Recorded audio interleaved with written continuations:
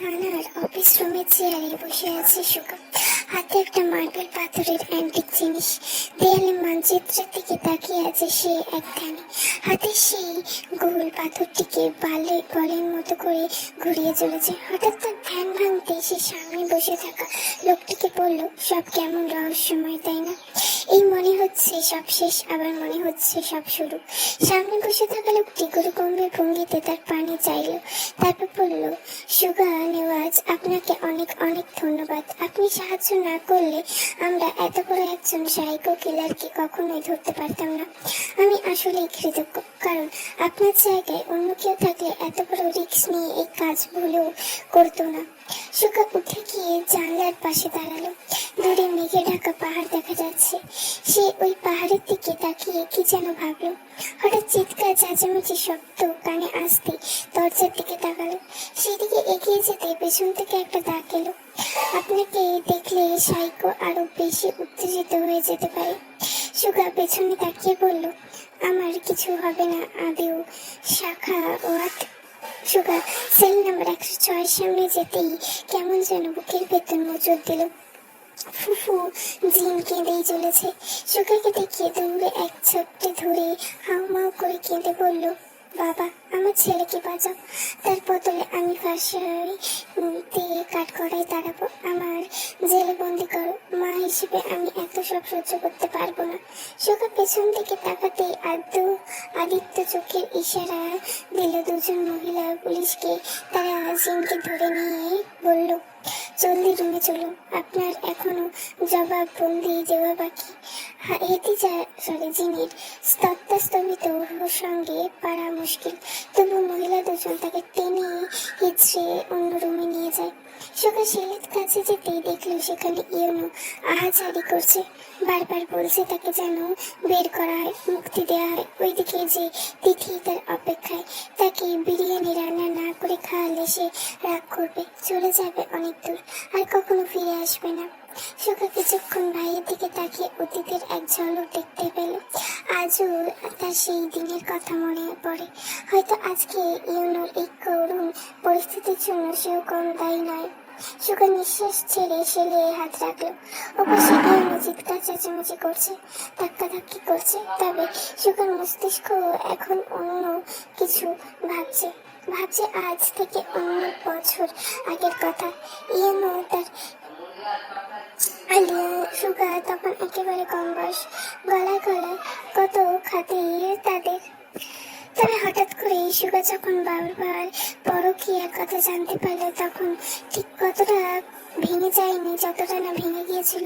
ইউনোর বাবা সেই বিষয় সম্পর্কে জানতো, কিন্তু তাকে বলেনি, আড়াল করেছে। সে আমায় বলতে পারতো একবার, বাবা আর রাফাকে নাকি সে আরো অনেকবার বাড়িতে ঘনিষ্ঠ অবস্থায় দেখেছিল। একবার বললে কি হতো, সেই ঘটনা নিয়ে ওই যে সুগা আর ইউনোর মধ্যে সম্পর্ক নষ্ট হয়, সেই সম্পর্ক আজও ঠিক হলো কই? ঝামেলা ঠিক হয় না, চলতেই থাকে। সেই ঘটনা 2 বছরের মাথায় সব ঝামেলা দত্ত ভুলে এক রাতে ইউনো এসেছিল সুগার কাছে, নিজের বিপদ নিয়ে। সেই দিন সুগার ইচ্ছে হয়নি ইউনোর কথা শোনার। সেদিন রাতে অস্ট্রেলিয়ার ফ্লাইট নিয়ে ছিল সুগার। সে চলে যায়। একবারও জানতে আগ্রহ হয়নি ইউনোর অভাগার মতন কেন তার কাছে ছুটে এসেছিল। সেই দিন একবার যদি শুনতে চাইতো, 6 মাস পর দেশে ফিরে ইউনোর মুখ থেকে টুকটাক কিছু কথা অবশ্য শুনতে পাই সুগা অনেক আগে থেকেই জানতো তিথি নামক মেয়েটিকে ইউনো ভালোবাসে।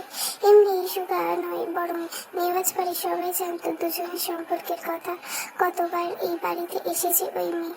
সুগাকে জানায় তিথির জন্য অন্য জায়গায় বিয়ে ঠিক হয়ে গিয়েছে। মাঝে নাকি ইউনো একবার আত্মহত্যা করার চেষ্টা করেছিল। এখন সে স্বাভাবিক আছে। অস্ট্রেলিয়া যাওয়ার রাতে ওই বিষয়ে সাহায্য চাইলেও ইউনো ছুটে এসেছিল।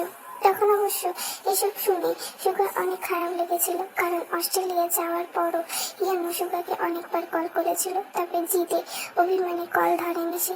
অনেকবার ধরতে গিয়েও ধরা হয়নি। কেন যে ধরলো না? বাংলাদেশে আস্তে আস্তে পরিবেশ স্বাভাবিক হয়ে গিয়েছিল। ইউনোকে স্বাভাবিক মনে হচ্ছিল, তবে পড়ালেখা নিয়ে ব্যস্ততায় থাকতো, তাই কখনো সুগার পুরনো বিষয়গুলো নিয়ে কথা বলার হয়নি। অনেকবার চেয়েছিল, তবে ততক্ষণে দেখা গেল ইউনো তার থেকে দূরত্বে চলে গেছে। এখন সে আপনার থেকে দূরত্ব বজায় রাখে। তার সঙ্গে তো আকলা খাতির জমে না, আর কারোর করারও ঠিক না। আদি অর্থাৎ সুগার পাশে দাঁড়িয়ে পড়লো। একটু আগে ইউনো আস্তানায় খোঁজ পাওয়া গেছে, তল্লাশি চলেছে, আমিও বের হব। যাবে তুমি? কিসের আস্তানা? এই যে তোমার ভাই কক্সবাজার আসার পর কোন রুমে থেকেছে, কোথায় বসে এত সব বুদ্ধি এঁটেছে।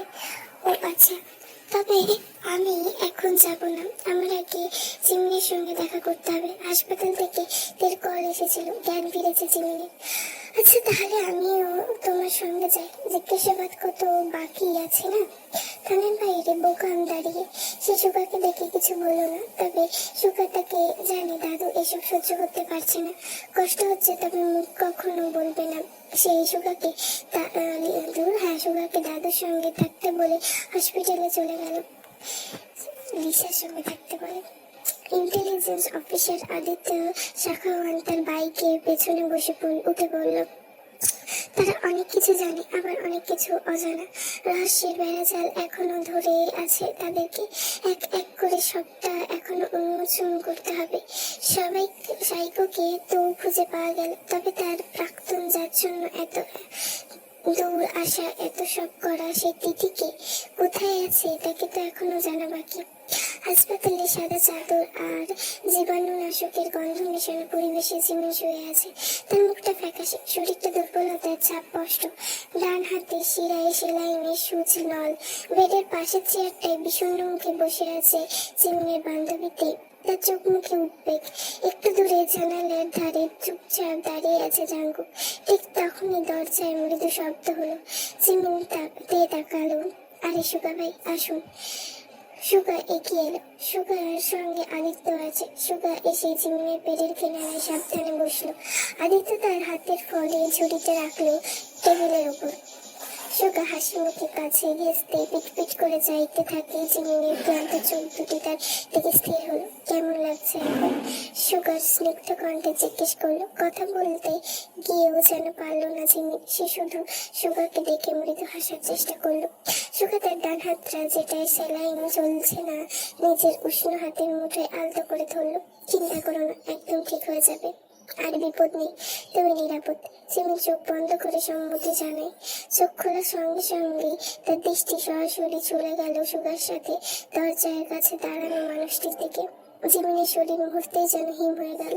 তার পিটপিটে চোখ এক আলোময় আতঙ্কের কালো ছায়া নেমে এলো। শ্বাস প্রশ্বাস করতে পারলো, যেন সে কোনো দুঃস্বপ্ন দেখছে। এই তো সেই মুখ, সে পরিচিত চিবুক, তীক্ষ্ণ চোখ, তাকেও তো জিমিন দেখেছে। সে ফেসে গলায় ফিসফিস করে উঠল, উনি আমার মারতে এসেছে। সুগা হতভম্ব। জিমিন হাতটা তার মুঠোয় কাঁপুনি শুরু হয়েছে, রক্ত যেন শীতল স্রোত বইছে তার। কি হলো জিমিন? উনি তোমাকে বাঁচিয়েছে, একটু শান্ত হও, সব বলছি। সুগা দ্রুত তার দিকে ঝুঁকে পড়লো। জানি তোমার মনে অনেক প্রশ্ন। এখন কয়টা বাজে জানো? টানা কতগুলো ঘন্টা তুমি বেহুশ ছিলে তা জানো? কিছু জানি না আমি, কেবল জানতে চাই আপনিও কি এসবের সঙ্গে জড়িত? রাত হলে কোথায় বের হন আপনি? কার সঙ্গে দেখা করেন? কি লুকাচ্ছেন আপনি? এই লোক ইউনো সবাই একত্রে জড়িত নন তো? কুল জিমিন, আমি তোমার সব প্রশ্নের উত্তর দিচ্ছি, বিচলিত হবে না প্লিজ। শরীরের কি অবস্থা দেখছো? সুগা একটা নিঃশ্বাস ছেড়ে জিমিনের দিকে তাকায়, তারপর নিজেকে শান্ত করে বলতে শুরু করে। কক্সবাজারে যেদিন প্রথম আসি সেদিন থেকে তোমার সঙ্গে এত সব ঘটনা ঘটতে শুরু করে। মনে আছে রুম নাম্বার 102 এর ঘটা সেই ঘটনা? আমি বারবার বুঝিয়েছিলাম সেই সব তোমার ভ্রম, তবে বাস্তব সেই সব আসলেই সত্য ছিল। ওই দিন তুমি যখন করিডোরে বাঁচার জন্য হাত বেরোচ্ছিলে, ঠিক তখন শেষবারের মতো সেই ছায়া মূর্তি দেখেছিলে। তার ছিল ইন্টেলিজেন্স অফিসার আদিত্য শাখাওয়াতের ছায়া। সে তোমাকে মারতে নয় বরং বাঁচাতে এসেছিল, কিন্তু সে তোমার কাছে পৌঁছানোর আগে তুমি ফারাহ এলাহি রুমে চলে যাও, তাই সে তোমার কাছে আসেনি। তবে 102 নম্বর রুমে তুমি যাকে দেখেছিলে সে ছিল ইউনো দেওয়ান, আসল কালপিট। ওই দিন সে তোমার মারতে চাইলে অবশ্য মারতে পারতো, তবে ইচ্ছে ইচ্ছে করেই ছেড়ে দিয়েছিল কেন জানো? কারণ সে ভয় দেখিয়ে মারতে বেশি পছন্দ করে। সেদিন তোমার কাছে আমি পৌঁছানোর আগে আমার কাছে অফিসের আদিত্য শাখাওয়ানের পৌঁছায়। তার থেকে যা জানতে পারি তা জেনে আসলেই আমি অবাক হই। ওই সাইকো এই পর্যন্ত করা সবটা খুনের বায়োডাটা আমার সামনে এসে উপস্থিত করেন। এই ধরনের খুন আর খুনের আবেগে সে শিকারের ছবি তুলে দেওয়ালে লাগিয়ে যায় অগ্রিম। সেদিন ওই রুমের দেওয়ালে তোমার ছবি টানানো ছিল, আর এমন কিছু ছবি যা একেবারে কাছ থেকে তোলা ব্যক্তি ছাড়া আর কারো হওয়া সম্ভব ছিল না। দেওয়ালে ছবির পাশে পরবর্তী শব্দটা বড় করে লিখে রাখা ছিল। আমি হোটেল ম্যানেজমেন্টের বিষয়টি জানাতে বলতে আদিত্য শাখাওয়ান আমায় নিষেধ করেন। বলেন বিষয়টা গোপন সামলে নিলেই অন্য বুদ্ধিতে সাইকো ধরা যাবে, কোনো বিশৃঙ্খলা যাবে। তাই ওই 102 নম্বর কক্ষে ঘটা কাহিনীটাকে কাল্পনিক বলে চালিয়ে দেওয়া হয়। তোমার কাছেও এমন ভাবে উপস্থাপন করতে বলা হয় যাতে করে তুমি ভাবতে পারো এইসব তোমার ভ্রম। কারণ বিষয়টা না জানি হলে কাজ তখন কিছুই হতো না, বরঞ্চ সব উল্টোপাল্টো হয়ে যেত।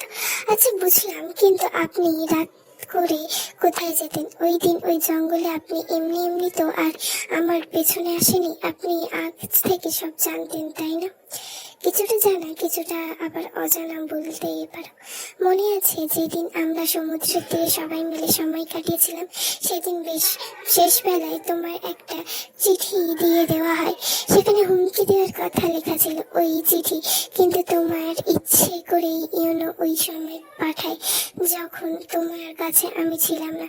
তবে আমি তখন পাশে না থাকলেও তোমার নিরাপত্তার দায়িত্বে আইনের লোকেরা ছিল।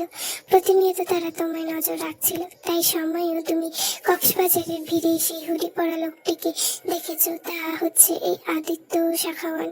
উনি তোমার যাতে বিপদ না হয় তাই নজরে রাখছিলেন। তবে এই সব সে আমি দুজনে বুঝতে পারি তুমি মূলত তাকে অপরাধী হিসেবে ধরে নিয়েছিলে। এটা নিয়েও কম সমস্যা ছিল না আমার। তবু আদিত্যের কথায় তখন আমি চুপ হয়ে যাই। সে কেবল একটা কথাই বলেছিল, যা হচ্ছে হতে দাও, এভাবে আসল খুনের কাছে জলদি পৌঁছাতে পারবো। ওই দিন সারা রাত ঘুমাতে পারিনি। তারপর ভোরে বিরাট এক ধাঁধার সমাধান করতে সকাল সকাল আদিত্যের কাছে ছুটে যাই। তবে কথা শেষ করে উঠতেই আদিত্যের কাছে খবর আসে তুমি নাকি ঝাউবনে দিয়ে যাচ্ছ। আমি কিছুতেই তোমাকে একা ছাড়তে পারি না। আমার সঙ্গে সেখানে আরো 2 জন অফিসার ছিল। সেই দিনও তুমি খুনির হাত থেকে বেঁচে যাও। দেয়ালে সেদিন তোমার ছবি দেখে আমি আরো নিশ্চিত হয়ে যাই কি হতে চলেছে। এবার বলি রাতে কি কারণে ঘুমাতে পারিনি। ওই দিন বেশ কিছুক্ষণ আদিত্যের সঙ্গে কথায় বলি ইউনো এই পজিশনে জব করে, তারা একে অপরকে চেনে নাকি। কারণ আমি যতটুকু জানি ইউনো মিশনে চলে গিয়েছিল। সেখান থেকে সবচেয়ে বড় সত্য সামনে আসে। জানতে পারি ইউনো কিছুদিন আগে নাকি চাকরি থেকে বিতাড়িত করে, আর তার জায়গায় আসে আদিত্য। সেদিন হাতে জিন ফুপুকে জিজ্ঞেস করি পুনরায় ইয়েনোর বিষয়। সে জানায় ইয়েনো নাকি মিশনে গেছে। বিষয়টা শুনে খটকা লাগে। আদিত্য আরো জানায় ইয়েনোকে কয়েকদিন ধরে ওয়ার্নিং দেওয়া হচ্ছিল সে নাকি ডিউটি ঠিক করে করতো না, বিশেষ করে রাতের। তবুও মাথায় একবারও আসেনি ইয়েনো যে খুনি। তবে খুনির প্রমাণ ধারা রাখার ধরন দেখে আন্দাজ তো করেছিলাম সে খুব কাছের, কারণ বেশিরভাগ জিনিসই আমার নকল করা। এই ধরো আমার পারফিউম, আমার মতো হুডি, এমনকি আমার পছন্দের গানও। আমার রুমে দেওয়ালে আমি ট্রাভেল করা বিভিন্ন ছবি লাগিয়ে রাখি। খুনিও একই রকম ভাবে তাই করলো। এত খটকা লাগলো তোমার কাছে বিকেলে একটা পার্সেল এসেছিল, তাই না? চুল পুতুল রাখা ছিল। এই পার্সেল যখন লোক এসে তোমার রুমে পৌঁছে দেওয়ার জন্য রুমের দরজার সামনে এসে দাঁড়িয়েছিল, তখন আমিও রুমে ঢুকতে নিয়েছিলাম। লোকটাকে আমার রুমের সামনে দাঁড়াতেই জিজ্ঞেস করলাম হাতে কি। সে বলল পার্সেল আছে ম্যামের জন্য। পার্সেলটা আমি আগেই হাতে নিই। বক্সের উপরে একটা কাগজে লেখা ছিল, করিডোরের মাঝরাতে দেখা হচ্ছে সুইটহার্ট।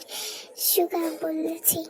ওই চিরকুট পড়ে বুঝতে বাকি রইল না খুনি আমার নাম ব্যবহার করে আমার খারাপ বানিয়ে তোমার কাছে পৌঁছাতে চাই।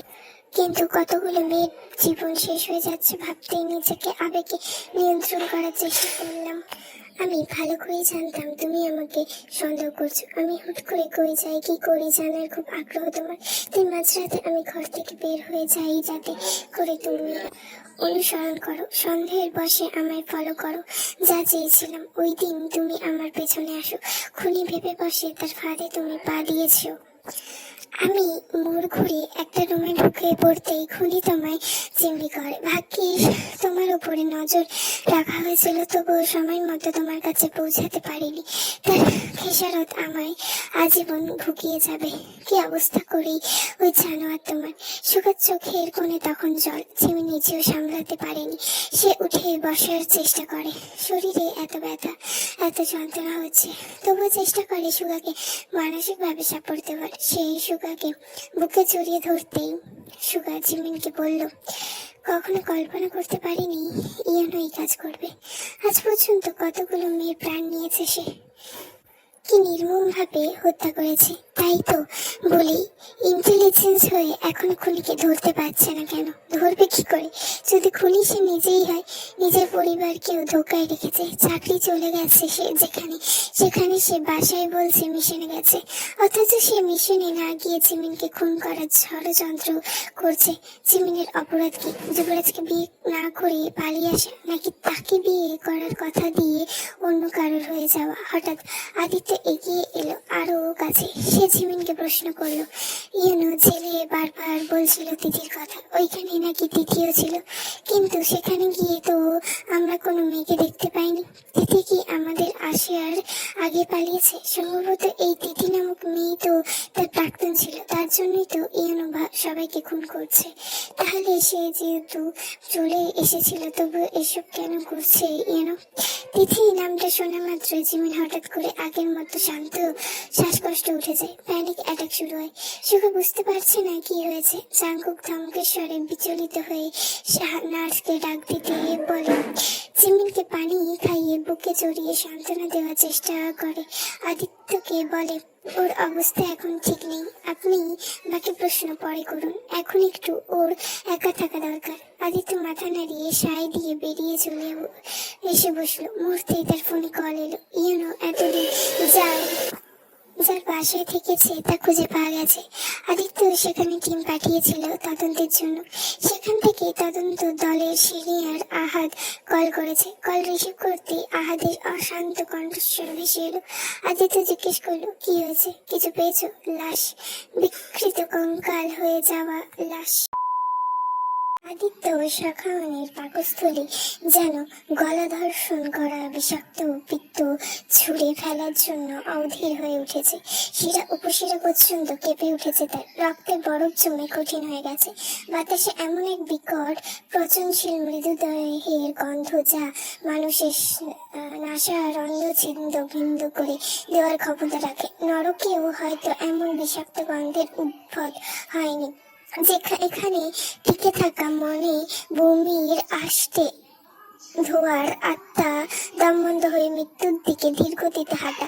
কিন্তু সবচেয়ে শিউরে ওঠার মতন প্রশ্ন, এই মেয়েলি মৃতদেহ কার? মৃতদেহকে আদৌ মৃত্যুর পর বিশ্রাম পেয়েছে, নাকি নিষ্ঠুর কোনো বিকৃত মস্তিষ্ক তাকে অকথ্য নিষ্ঠুরতায় বাঁচিয়ে রাখার চেষ্টা চালিয়েছে? এই ভগ্ন দেহ হয়তো বছর খানের আগে নিঃশ্বাসহীন হয়েছে, তা সত্ত্বেও কত কৌশলে তাকে আবার জীবনে ছদ্মবেশ হারিয়ে হাজির করার নর বিচাষ্টি পরীক্ষা চালানো হয়েছে।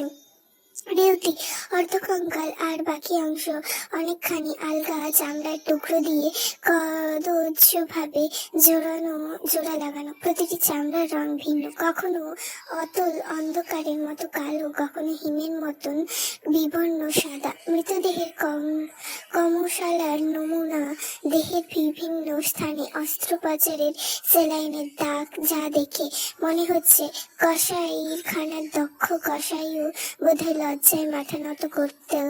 মাথা একাংশে চুল আর বাকি অংশে হাড়ের সূক্ষ্ম রূপ, একটি ভয়ঙ্কর প্রতিতপ্ত পঞ্চতাত্ত্বিক অবশেষের মতন। সেই চুলও এক মানুষের মাথা নয়, বহু মানুষের মাথা থেকে ছেঁড়া চুল জোড়া লাগিয়ে মিশ্র পরিচয় গঠন করা হয়েছে। চোখের কোটর শূন্য ভয়াল গহ্বর, ঠোঁটে অমানসিক বিকৃতি, ওপরে ঠোঁট অন্য আরো নিচে ঠোঁট অন্য কারো দেহের থেকে ছেঁড়া, আর দুর্গন্ধ, এমন গন্ধ যা শুধু নোংরা নয় বরং শয়তানের প্রলয় শ্বাসের মতন হাড়ে প্রবেশের করে আত্মাকে ধ্বংস করতে সক্ষম। আদিত্য আর দেরি না করে বাইরে চলে গেল। সুগা এখনো ভেতরে আছে, এত আগ্রহ নিয়ে ওই লাশটাকে দেখছে, বিশেষ করে লাশের গলায় ঝুলতে থাকা একটা লাল রঙের হীরার নেকলেসের দিকে। হঠাৎ আহাদ এসে তার পেছনে দাঁড়ায়, একবার লাশের দিকে তাকিয়ে অন্যবার সুগার দিকে তাকায়, অন্তঃপরে বলে, স্যার আপনাকে ডেকেছে, থানা থেকে কল এসেছে, ইয়নো দেওয়ান স্বয়ং আপনার সঙ্গে কথা বলতে চাইছে। এমনিতেও উত্তর সপ্তাহের কাছে যেতে তো হবে, তাই যেহেতু সে ডেকেছে তাই বোধ করি দেরি করা ঠিক হবে না। আদিত্য স্যার বাইরে আছে, আপনি আসুন। সুগার মুহূর্ত অপেক্ষা না করে রুম থেকে বেরিয়ে চলে যায়। আহাত পুনরায় একবার লাশের দিকে তাকায়, তারপর লোকেদের বলে লাশটা টেস্ট পাঠানোর ব্যবস্থা করে। কার লাশ জানতে হবে, সাইকোর মুখের বয়ান যথেষ্ট নয়। আর তাছাড়া এই রুম আরো ভালো করে তল্লাশি করো, একটা ফ্লু যাতে হাত ছাড়া না হয়। আর অবশ্যই এই রুমের আশেপাশে যেন কোনো আউট পার্সন এলাউড না হয়। আলাদ কথাগুলো বলে তার অপেক্ষা করলো না, জলদি বাইরে চলে গেল। বাইরে স্যার দাঁড়িয়ে আছে। লোকাল থানায় অনেক কাজ, শালার পুলিশ যদি নিজের কাজ একটু ভালো মতো করতো তবে এত নগণ্য একটা বিষয় ইন্টেলিজেন্স অফিসারের টিমকে আসতে হতো। সবে মাত্র বিয়েটা হলো, হানিমুনটা আটকে দিল এই সরকারি চাকরি। গজব পড়বে সব কয়টার উপর। হলুদ বাল্বের ঝিঝিয়ে পড়া আলোর নিচে বসে আছে ইউনু, তার সামনে চেয়ারে বসে আছে সুকা আর আদিত্য। ইউনু পরপর অনেকগুলো প্রশ্ন ছোড়া হয়েছে, সেটা দেখা যাক সব গল্প তার বর্ণনা হয় নাকি বাস্তব। সুকা হাতের ফোনটা রেখে ইউনুকে বলল, এবার বল ভাই, তিথি কোথায়? ইউনু হেসে বলে, আমি জানতাম উত্তর জানার জন্য আমার কাছেই ঘুরে ফিরে আসতে হবে, আমি অপেক্ষাতেই ছিলাম। তাহলে আর না ঘুরাই, সব যেহেতু জানাজানি হয়ে গেছে তবে বাকিটা কেন অজানা থাকবে। তিথি আমার সঙ্গে ছলনা করেছে, তবু আমি তাকে মাফ করে দিয়েছি। সে স্বামীর কাছ থেকে আমার কাছে চলে এসেছিল, জানিস ওর বিয়ের পর ওর কাছে গিয়েছিলাম একবার, তারপর জানতে পারলাম তার বাবা মা নাকি তাকে জোর করে ওই লোকের সঙ্গে বিয়ে দিয়েছে। ভয় সে আমাকে বলতে পারেনি। তিথিকে তখন বললাম আমার কাছে চলে আসতে, সে প্রথমে রাজি হলো না, তারপর একদিন আবদার করলো মানুষের মাংসের বিরিয়ানি খাওয়ার। সেই থেকে আমি খুন করতে থাকি বললেই এককাল হাসলো এনো। সুগার এসব শুনে রাগ হচ্ছে, এসব তো সেই আগের কথাই, এক কথাই বারবার শুনতে বিরক্ত লাগে। সুগার টেবিলের উপর আঘাত করে উঠে বলে, সুগা তেজি গলায় ইউনুকে বলে, বাল, তোমার জন্য আমার বউয়ের সঙ্গে বিক্রিয়া হতে পারছে না, আর আমার হানিমুনকে তুমি একেবারে বালিমুন বানিয়ে দিয়েছো। এত বিক্রিয়া করে হবে বংশ বিস্তার, বোঝো না চড়ুই ভাতি? আদিত্য টেনে টুনে সুগাকে বাইরে নিয়ে এলো। সুগার রাগ হচ্ছে, প্রচন্ড রাগ হচ্ছে, তার আবার বউকে প্রচন্ড আদর করতে ইচ্ছে করে। এই আচ্ছা, মুসিবতে ফসেছে সে, নইলে বউয়ের সঙ্গে ইতিমধ্যে দফায় দফায় বিক্রিয়া শেষ করলো। দেখ হাসপাতালে চলে যাবে নাকি, বউ তো তার অসুস্থ, কিন্তু সুগা চেয়ে আর অপেক্ষাও করতে পারছে না, শরীরের শিরাগুলো কামড়ে ধরেছে। উফ, বউকে লাগবে, যে করবে হোক। সুগা আদিত্যকে বলল, এখানকার কার্যক্রম আপনি সামলান, আমি প্রোডাক্ট আবিষ্কারের কাজ করে সেরে আসি। ভাই মানে বিজ্ঞানী নাকি? তো কি মনে হয় প্রতিটি পুরুষ মানুষই একজন বিজ্ঞানী? তারা না থাকলে এত এত আবিষ্কার হতো না, আর এত এত জনসংখ্যা বৃদ্ধি পেত না। যাই, আমি বিজ্ঞানীটা আপাতত একটা হেভি জিনিস আবিষ্কার করে বংশ বজায় রেখে আসি। পুরুষ বিজ্ঞানী হলে নারী কি? গবেষণার সময় যে ইঁদুর ব্যবহার করা হয় না, ওটাই হলো নারী। আমার আবিষ্কারগণ পরিশ্রম করি, ওদের মাধ্যমে ফলাফল আসে। আদিত্যের মাথায় সুগার কোনো কথাই ঢুকলো না। সুগা অপেক্ষা না করে লেদারের জ্যাকেটটা গায়ে জড়িয়ে হাতে সিগারেটে শেষ টানটা বসিয়ে ধরল আর কুণ্ডলি ছেড়ে দিল বাতাসে। তারপর হেলমেট মাথায় পরে বাইকে উঠে যায়। আসছে ঝির। এমন আবহাওয়ার বউয়ের মতন হিটার থাকায় থানায় এক আতো পাগলের সঙ্গে থানায় বসে থাকা সুগা নেওয়াজের পক্ষে মোটেও সম্ভব নয়। সুগা হসপিটালের কেবিন রুমে পা টিপে প্রবেশ করে। বাইরে চাঙ্গুক দাঁড়িয়েছিল। তে ভেতরে চাঙ্গুককে কেবিন থেকে বের করে বলল, মেলা ধন্যবাদ বউটাকে কেয়ার করার জন্য। যাও বাবা জাঙ্কুক, রাত হয়েছে, বাড়ি গিয়ে ফরজ কাজ সেরে আসো। জাঙ্কুক ভ্রুকুচকে জিজ্ঞেস করলো, মানে? ভেতরে আসো জানাম্যান, তোমার সঙ্গে 6-9 খেলে মানে বুঝাচ্ছি। শালার ভাই, ভালো হয়ে যা। খারাপ ছিলাম কবে রে? হে শালা, এখন কেটে বড় দেখি। জাঙ্কুক তেকে নিয়ে চলে যেতেই সুগা রুমের দরজা লাগিয়ে দেয়। বাতি বন্ধ। জিমিন ঘুমাচ্ছে। এ বাবা, ঘুমের ওষুধ দেওয়া হয়েছে নাকি? ইচিং বিচিং টিচিং যা করার সময় জিমিন ঝটপট না করলে তো ফিল আসবে না, মনে হবে লাশের সঙ্গে আস্তাগফিরুল্লাহ করা হচ্ছে। সুগা ফোনের স্ক্রিন অন করে জিমিনের পাশে গিয়ে বসতেই জিমিনের ঘুম হালকা হয়ে যায়। জিমিন তার দিকে তাকাতেই সুগা বলে উঠল, শব্দ করো না সোনা, আপনি এখানে? এখন এখানে, একটু পর সর্বাঙ্গে বিচরণ করব। মানে? সুগা জিমিনের গালে চুমু দিয়ে বলল, শরীরে ব্যথা আছে? খুব ব্যথা হচ্ছে? আগের তুলনায় কম? তাহলে তৈরি হও, ব্যথা আরেকটু বাড়িয়ে দেবো। জিমিন কিছু বলতে যাবে তার আগে সুগা তার ঠোঁটে চুমু বসিয়ে দিল। বিছানায় জিমিনকে ঠেলে নিজের জায়গা দখল করে চটজলদি জিমিনের বুকের ঝুঁকে পড়লো। ভুলেও শব্দ করিস না কিন্তু পিঠের হাট, 100 বার করবো। এইটা হাসপাতাল, আপনার বাসর ঘর না। লুচ্চামির একটা লিমিট আছে, ওই লিমিটে আমি পেছন মারি। আর একটা কথা বলে এমন পানিশমেন্ট দেবো, শেষে ডাক্তার এসে অপারেশন করতে হবে। সুগা থামুন বলছি, দূরে সরেন। ইস সোনা, don't say stop, only say start and continue. Jimin আর কোনো কথা বলার সুযোগ পেল না। বলবে কি করে? এই লোক সেই অবস্থায় দেখেছে নাকি? বউ মরে যাচ্ছে অসুখে, আর সে মরে যাচ্ছে বউকে কাছে পাওয়ার অসুখে। ফকিরা আজাইরা কাজ পাচ্ছ। সুগার শরীরে এই তীব্র শীতের ঘাম ঝরছে। একটা ডাবল বেডেড কেবিন, সুগার পাশে শুতে কষ্ট হচ্ছে না। তাছাড়া সিঙ্গেল বেড হলেও বউকে সে নিজের বুকের উপর রাখতো। শত হলেও বউ নামক হিটার বলে কথা। জিমিন সুগার বুকেই অভিমান নিয়ে শুয়ে আছে। হঠাৎ সুগা তার কপালে চুমু দিয়ে জিজ্ঞেস করলো, সোনা, কষ্ট হচ্ছে খুব? আপনাকে বলেছিলাম রয়েসরে কাজ করুন, সবকিছুতে জলদিপনা। শালির ঘরের বউ, পরিশ্রম করলাম আমি আর কষ্ট লাগে তোর? তখন তো বাধা দেয়সনি। যত সব নাটকের রাস্তা বস্তা। জিমিন মুখ ভেঙচি কাটতেই সুগা তার ঠোঁটে চুমু খেয়ে কাছে আসতে দিলে সুগা ধাক্কা মেরে নিচে ফেলে দেয়। চেঁচিয়ে বলে, এই হাইব্রিড করলা, আরেকবার কাছে আসার চেষ্টা করলে করলার রস চিপড়ে তেতো ভাবছু দূর করে দেব। সুগা ভ্রু কুচকে উঠে যায়। দাঁতে দাঁত চেপে বলে, এই কচলা কুচলি ছাড়া তুমি চুল ফেলাতে পারবে না। আসেন আপনার তা ফেলে দেখায়। শালির ঘরের বউ, তোর মুখের ওপর বোম মারার আগে ওয়াশরুমে যা। আর হ্যাঁ, দরজা আটকাবি না, আমিও আসছি একটু পর। শালার ভাই, তোমার ওয়াশরুম চলে তুমি যাও। কোথায় আছে না যার হাগা ধরে সে নিজেই দৌড়ায়। সুগা কথা না বাড়িয়ে ওয়াশরুমে গেলে এই কনকনে শীতের মাধ্যমে শরীরে ভিজিয়ে আসতেই দেখলো জিমিন ঘুমিয়ে গেছে।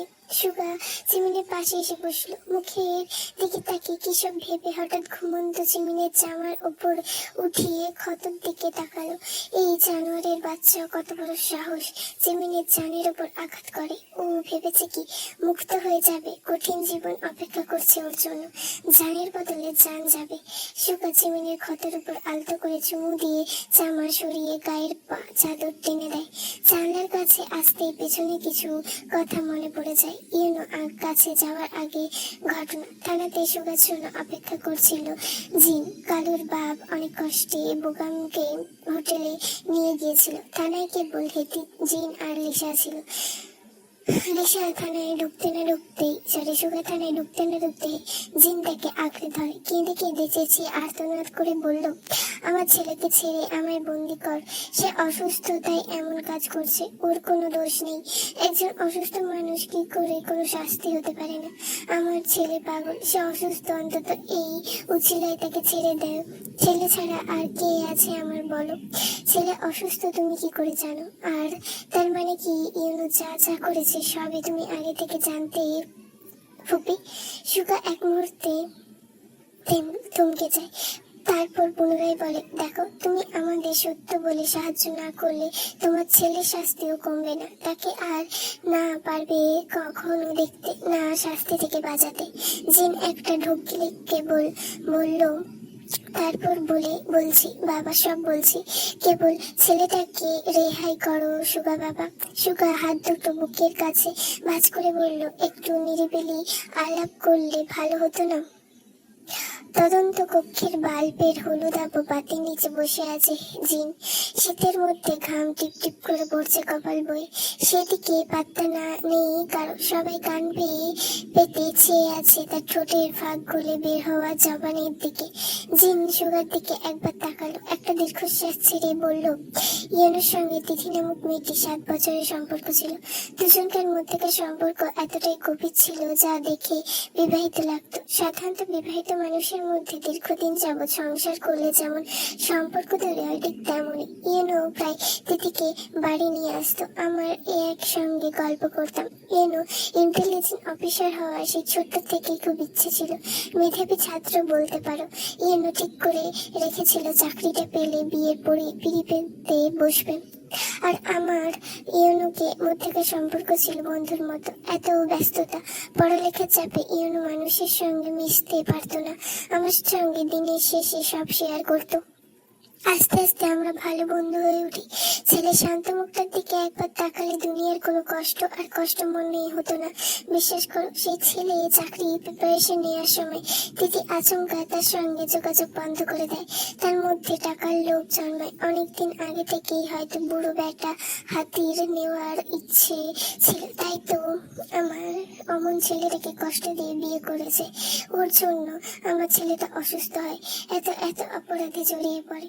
সুগার মুখ থেকে মনে হলো এসব মানোয়ারি গল্প। তার মুখ একটা পাশালো। সে আদিত্যের দিকে তাকাতে আদিত্য বাইরে দাঁড়িয়ে থাকা আহাদের দিকে একবার তাকালো। মুহূর্তেই ওপাশে সেল থেকে ভেসে এলো ইউনো বেদনায়ক আর্তনাদ। জিন অস্থির হয়ে উঠে ছেলের কাছে যাওয়ার জন্য দৌড়াতে আহত এসে বাধা দিল। আদিত্য হেসে বলল, আপনি সত্য বলবেন কি নাকি আপনার ছেলেকে থেরাপি ডোজ বাড়িয়ে দেবো? পাশ থেকে সুগা তিটকুটি কেটে বলে, আরে ভাই, ডিম থেরাপি দিবেন নাকি? তাহলে কিন্তু আমি ডাইনোসরের ডিম কিনে নিয়ে আসবো। এই শুনুন, কাজটার দায়িত্বে আমাকে রাখা হোক, আমি আমার থেরাপি স্পেশালিস্ট। বলেই চোখ মেরে একগাল হাসলো সুগা। তবে জিন চোখ মুখ জুড়ে আতঙ্কের পাহাড়। সে চোখটা একবার বন্ধ করে পুনরায় খুলল। তিথি রূপে গুণে অপরূপা ছিল। তিথি শুরু থেকে আমার ছেলেকে অনেক ভালোবাসত, তবে সেই ভালোবাসায় তিথির জন্য কাল হয়। পাপি তো আমার ছেলে একা নয়, আমিও কম কোথায়। ইউনু যখন 10 বছরের ছিল তখন তার পাপন দেওয়ানের সঙ্গে এক সন্ধ্যায় বিরাট ঝগড়া হয়। পাপানের সঙ্গে সেই ঝগড়ায় মারামারি পর্যায়ে চলে যায়।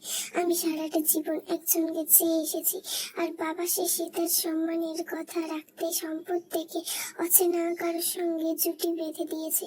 তবুও বছর চলে গেলে প্রাক্তন ভুলতে পারলাম কই? পাপান আমায় যে ভালোবাসেনি তা বললে ভুল হবে, তবে সংসার করতে হবে, বাধ্যকতা মানতেই হবে, তাই সবটা মেনে নিচ্ছিলাম। তাছাড়া আর কিছু নয়। যখন লিসা কোলে শিশু এমন এক সন্ধ্যায় প্রাক্তনের কল আসে ফোনে। হঠাৎ এত বছর পরও যখন জানতে পারি সে এখনো আমার অপেক্ষায়, আমার ভালোবাসে, সেই থেকে মাথা পুরো বিগড়ে যায়। ইউনু স্কুল ছুটির পর তাকে নিয়ে একদিন প্রাক্তনের সঙ্গে দেখা করতে যাই। ইউনু এত কিছু বুঝতো না, যা বুঝতাম তাই বোঝাতো। এভাবে আমি আরো প্রাক্তনের সঙ্গে সম্পর্কে জড়িয়ে যাই। হঠাৎ একদিন পাপান বিষয়টা বুঝতে পারে। সেদিন তার কাছে যখন হাতে নাতে ধরা খায়, সেদিন অনেক ঝামেলা হয় বাড়িতে। কিছু সময় কেটে যায়, তারপর একদিন ঠিক করি পালিয়ে যাব।